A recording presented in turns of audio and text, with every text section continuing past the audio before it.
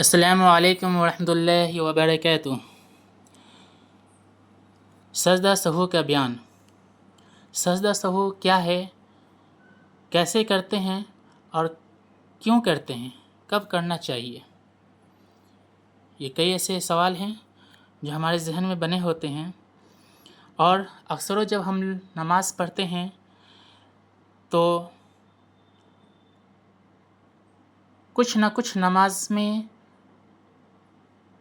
چھوٹ جاتی ہے۔ کبھی رکعت شک کے دائرے میں آ گئے کہ ہم نے 2 رکعت پڑھا یا 1 رکعت پڑھا۔ 3 رکعت کی نماز ہے تو اس میں 1 رکعت پڑھا یا 2 رکعت پڑھا، ہے نا؟ یہ ایک شک صبح پیدا ہو جاتا ہے، تو یہاں پہ آپ کو سجدہ سہو کرنا واجب ہے۔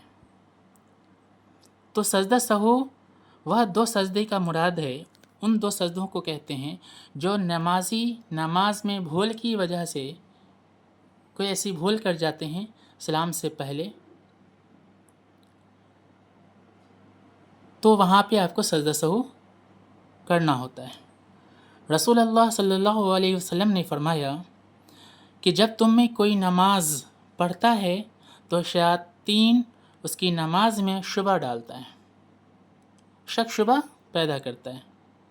اس کو یاد نہیں رہتا، نمازی کو یاد نہیں رہتا کہ کتنی رکعتیں پڑھی ہیں ہم نے۔ اگر 4 رکعت کی فرض نماز ہم پڑھ رہے ہیں تو ایک شبہ پیدا ہو جاتا ہے کہ ہم 3 ہی رکعت پڑھے ہیں کیا، یا 4 رکعت ہو گئی۔ تو یہاں پہ آپ کو یقین کر لینا ہے، اگر 3 اور 4 کا شبہ پیدا ہو رہا ہے تو آپ کو یقین کر لینا ہے کہ ہم نے 3 رکعت ہی نماز پڑھی ہے، اور پھر آگے کی نماز جاری رکھیں۔ اس کے آخر میں آپ کو سجدہ سہو کرنا ہے۔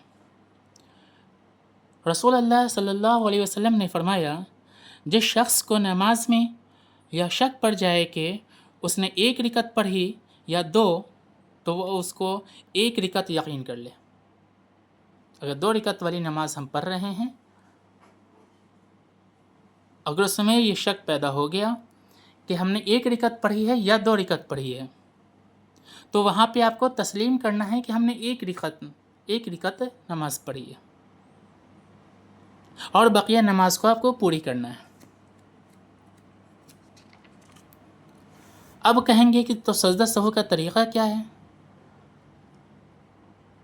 تو طریقہ یہ ہے کہ جب ہم پوری نماز ادا کرتے ہیں اور اس کے اخیر قاعدے میں ہمیں تشہد پڑھتے ہیں، ہمیں کیا پڑھنا ہوگا وہاں؟ تشہد۔ جیسے مان لیجئے کہ 4 رکعت کی نماز آپ فرض نماز پڑھ رہے ہیں، اور اس میں آپ کو یہ شک پیدا ہوا کہ ہم نے 3 رکعت پڑھا یا 4، تو آپ تسلیم کیا کرنا ہے؟ آپ کو یقین کر لینا ہے کہ ہم نے 3 رکعت نماز پڑھی۔